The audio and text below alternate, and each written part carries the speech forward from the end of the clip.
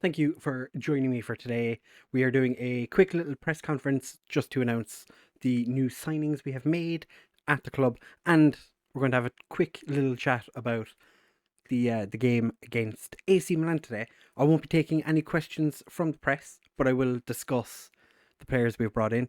It is unfortunate, obviously, for myself to let you know that some of the club legends have been sold in the most recent transfer window.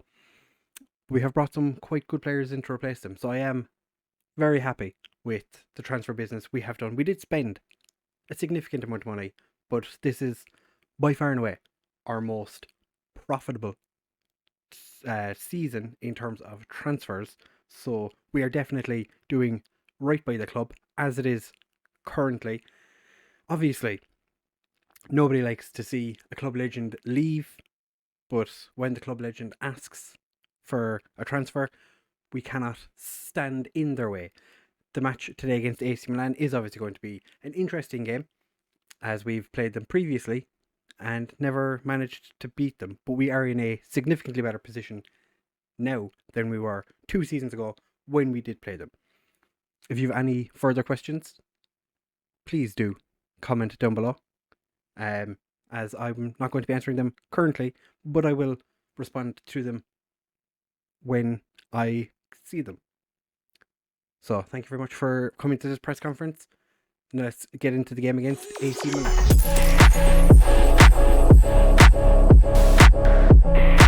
Right, so as you saw in the intro, we did sell quite a number of players, which was a little bit unfortunate. Some players I didn't really want to sell, but they come to me and say they wanted to leave, so I couldn't say no to them because a lot of them were quite important players. We're taking on AC Milan in today's game, the first leg of the first knockout round of the Champions League. Hopefully we can do quite well against them today. I would like to beat them, but only time will tell. We have made it to the quarterfinals of the Hungarian Cup, and we're still sitting pretty on top of the league, 9 points ahead of Ferencváros. Finances are looking spicy as all hell. We are so good financially, it is insane. We have just over $1 million a week in wage budget spare, which is crazy. We have nearly 3 million scouting budget. It's fair to say we've done well at this club. We have our youth candidates coming in the not too distant future. March, we're in February, so it should be around the time of the second leg against AC Milan that we get that. But since you were here last in I think the defeat to Juventus was the last game you saw. It's been a couple of days. I did have a tooth out in between, so I haven't been able to record. Still suffering a little bit with it, but I'm coming back to record today. So Vasas, we beat them fairly comfortably. We then beat Pax in the cup, which was actually a lot more difficult than it really needed to be. We were beaten by Ferencváros, but Radze got himself sent off very early in the game. We weren't great. Didn't go well for us. We then beat Ferver, again, quite comfortably. Lost to Kishverda.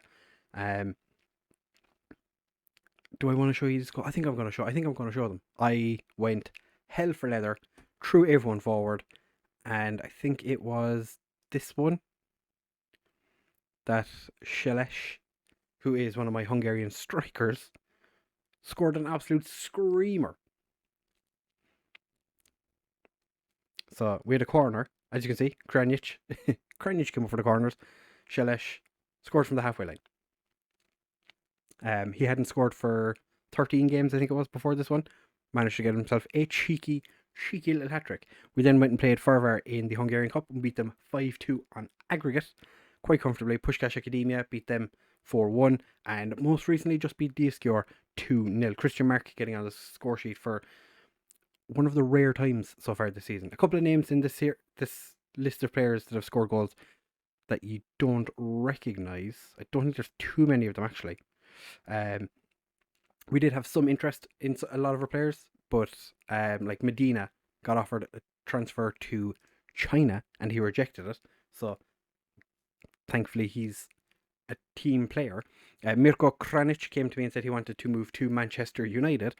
So I accepted an offer of, I think it was like 7.5 million for him. Man City came in, 7.5 million, and he went to Man City. even though he was complaining that he wanted to join Man United. So 7.5 million for him, plus it's like 50% sell on or something. Of any of next match or next transfer, not profit, just of next transfer. Brian Haller also just popped up out of nowhere. Well, not out of nowhere, but he just Penarol came in, and the next day he accepted the contract from them. So I had intended on offering him a contract because I was going to give him some game time. That didn't happen, so we've made a transfer in terms of left backs. So Kranich leaving, a little bit frustrating, but we have signed some players like Oliver Moeller, who is a left back who can play left wing. 16 years old, he's already played games for us. This guy, he's looking pretty fruity. 3 appearances so far, actually pretty decent. He's a very good left back. Matthias Souza came in on a pre-contract, but he is, after going out on loan, to Halidas, because I did in his contract say when he signed he could go out on loan, and he has. Bill Vertiz is a striker slash left winger who's come from Costa Rica. I've had him agreed to sign for 2 years now. I think we offered 1.4 million when he was 16, and he had to wait until he was 18 to arrive. He's had quite a good 2 seasons in Costa Rica. He's off playing for us now. He hasn't made his league debut yet, but he has played a couple of cup games. Looks pretty decent. Mamadou Drogba, player I'll show you if he ever breaks into the first team. He's gone out on loan as well to MTK. So as you can tell, he is quite good. We signed another Sudanese striker. I think my scouts got that one wrong. Jan Brunet, absolute physical monster. I'm hoping we can help him progress just a little bit. He's played 1 game for us so far. Paid a small fortune for him, 8 million. So he's up there, 8.5 million. Sorry, but 8.5 million. Okay. Peter Valev is a beast of a Bulgarian striker. We seem to find quite good Bulgarian players. As you can see, he's had 2 very, very good seasons in Bulgaria. 1 season in between. He has joined us, and he's started off quite well. He's only got 1 league goal so far from 4 starts, but he has scored 3 and 3 in the cup. So he is, without a doubt, the new Savov. Cesar or Christian Montes, I don't know where I got Cesar from. This guy looks an absolute beast of a centre back. 19-year-old Peruvian international. Hasn't had an appearance yet because he did pick up an injury, but we signed him on a free contract. So that was quite a decent bit of business. Balash Irde is a goalkeeper who I brought in to replace Kranich, because the transfer for Kranich was meant to go through in the transfer window. It did not. We had him on a pre-contract anyway, so we just paid 1.6 million to bring him in, and then the transfer window closed, and Kranich ended up staying anyway. So this guy has come in. He's fantastic. Aquino, just a player I brought in who I thought was going to be decent. We'll see how he gets on in the future. Christian Perez has left us to join Anderlecht. 1.8 million. I'll take it. He's fine. He just wasn't getting enough first team football. Wanted to leave. Anderlecht came in, offered to pay him, offered to sign him. Gone. Juan Pablo Nunez has gone to Utrecht. 6.5 million. Again, I'll take it. Kjell Arne Johansson has gone to Rosenborg for 3.4 million. A lot more than I was expecting to sell him for. But Rosenborg wanted him quite a lot, so he's gone there. Saeed Awad came back from his loan at Al Hilal Omdurman. Then went straight back. I offered him to him on loan again. They said no. Waited for him to come back from the loan he was on, and he's gone again. I'm not 100% sure what happened, but it's fine. Wayne Subeb is the Namibian guy we signed for 50k. A couple of years ago now, played 2.5 seasons on loan in the 2nd division, has joined Ujpest, and he's played 16 times for Namibia, but then said he declared himself for Hungary, which I feel like he probably shouldn't have, because he's not going to get any first team football for Hungary. Pataki is the goalkeeper we signed years ago. He's gone.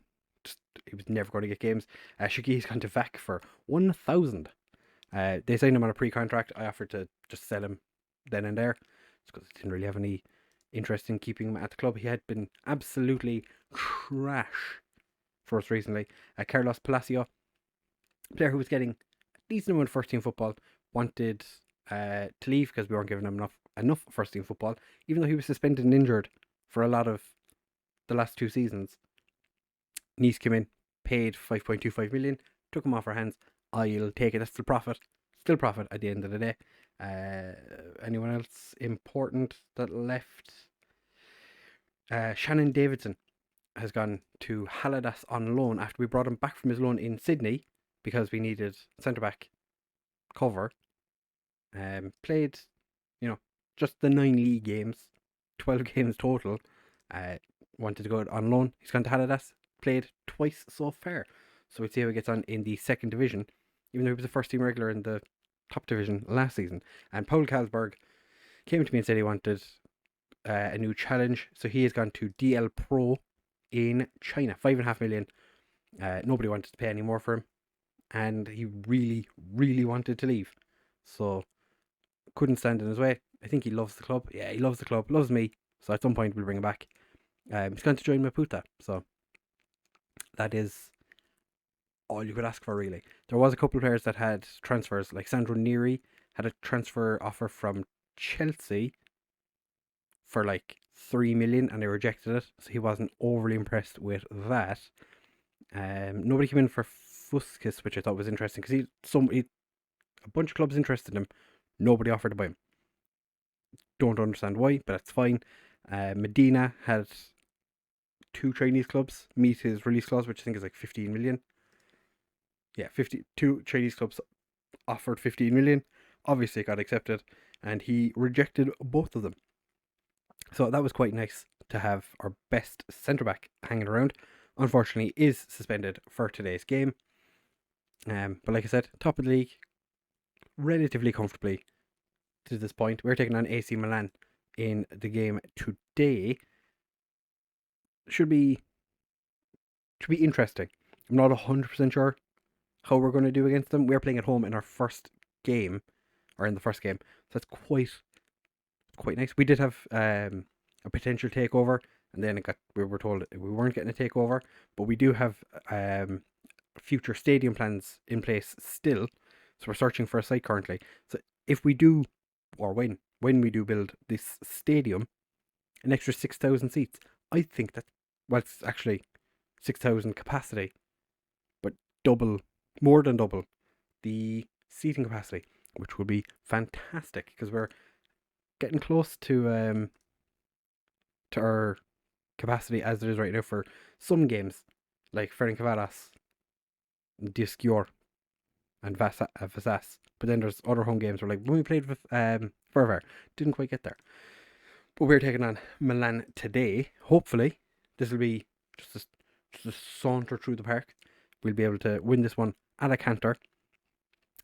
Because we signed Erde after, it must have been after the registration for this match. He isn't going to be able to play today, so Kranjic does play, not been in great form. Hernandez and Mayer are going to be starting as our wingbacks, Neri and Bordet as our centre backs, because we have quite a number of injured, suspended, or unregistered players. Bordet gets to jump in. Lago is going to be our backup centre back. Although Mayer could potentially go there, but we don't really have a left back to cover him. It's just a little bit of it's a hot mess. We're struggling a little bit to put a club or a team together. Kane and O'Neill as our central midfielders. Jensen, who's in pretty decent form recently, 7.44 in his last 5 compared to Lazar's 6.92. Baradze is now our official starting left winger, so he needs to prove that he is capable of doing it week in, week out. Fuskis and Valev starting up front. Fuskis has 31 goals so far.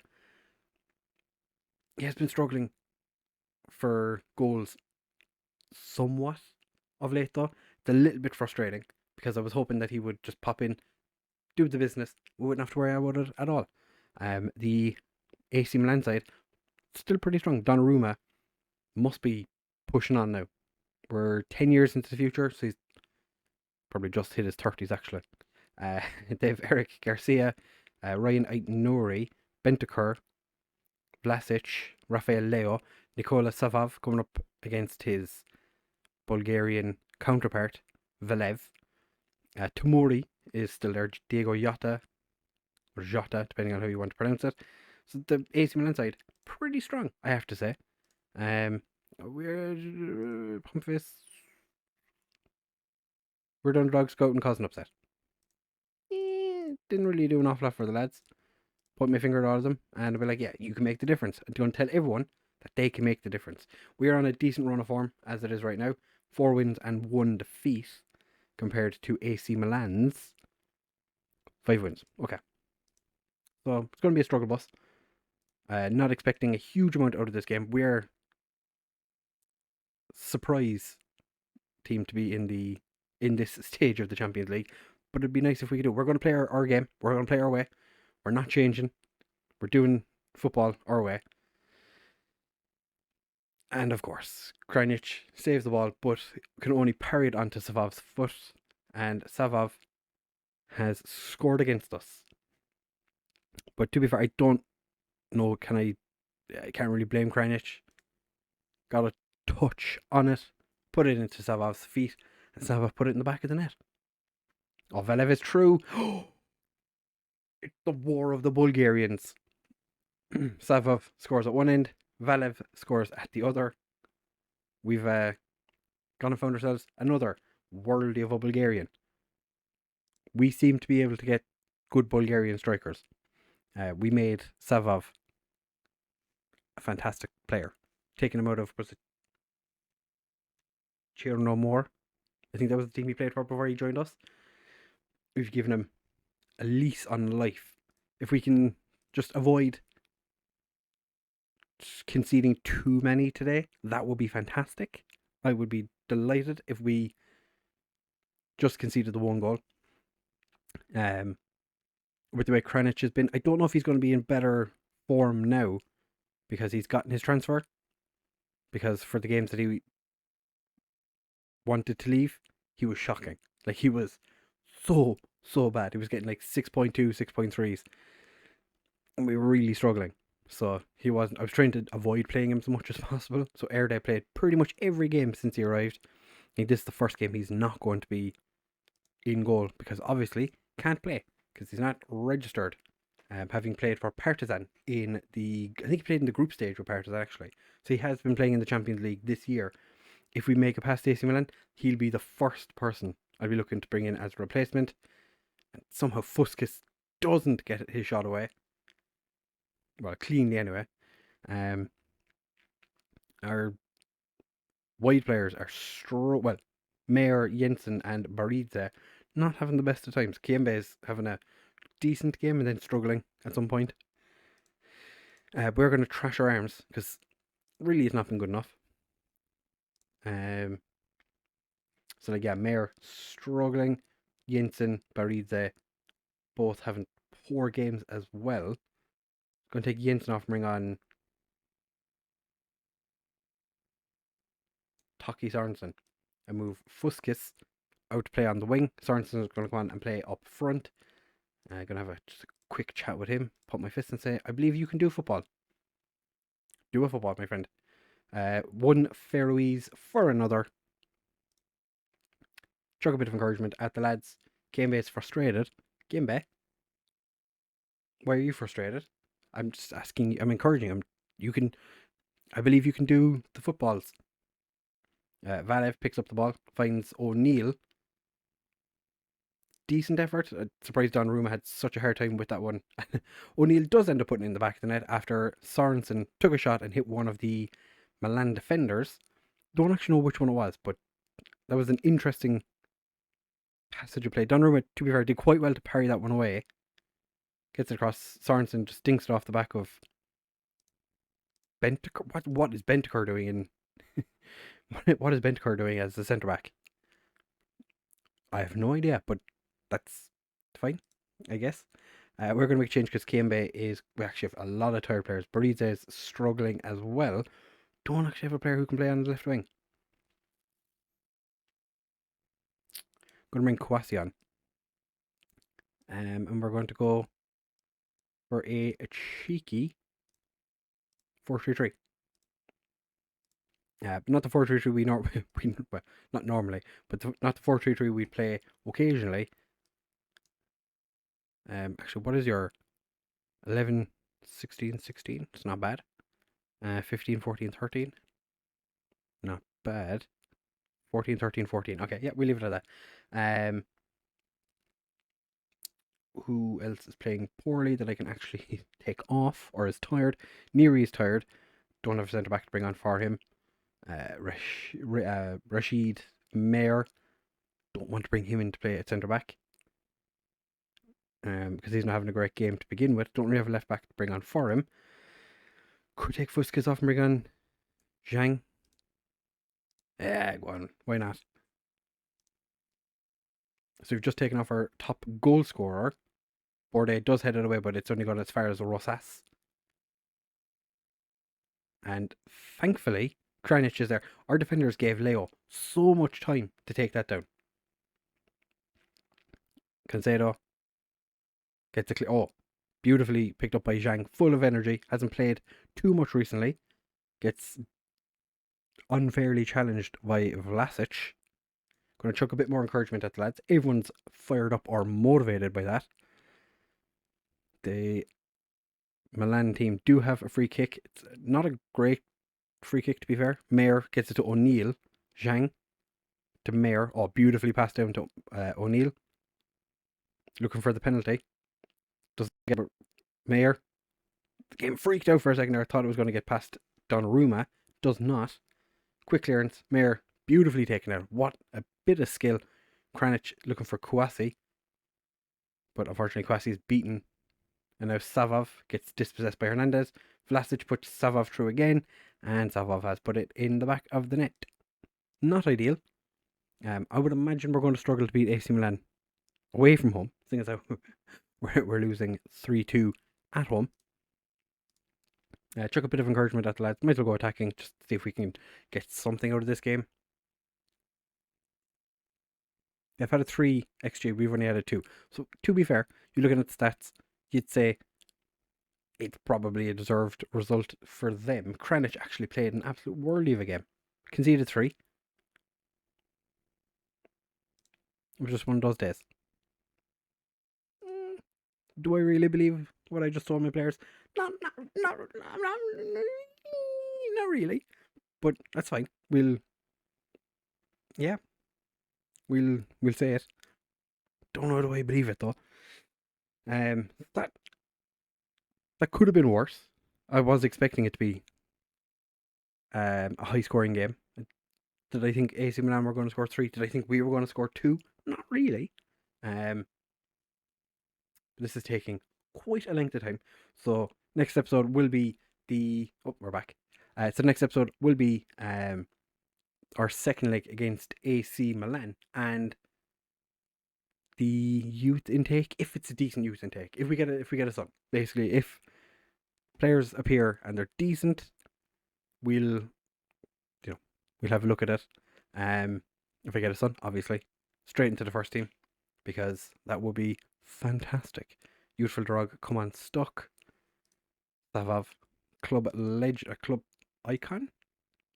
Legend? Savov. Oh, he's not anymore. Kelsberg actually got brought down to an icon a couple of months before he left the club, so that's probably why he wanted to leave. Let's have a quick look at Gilmar after his huge transfer to Borussia Dortmund. Only played 11 games for the club, scored 1 goal. I don't think they're playing him properly. I feel like they're not making the most of him.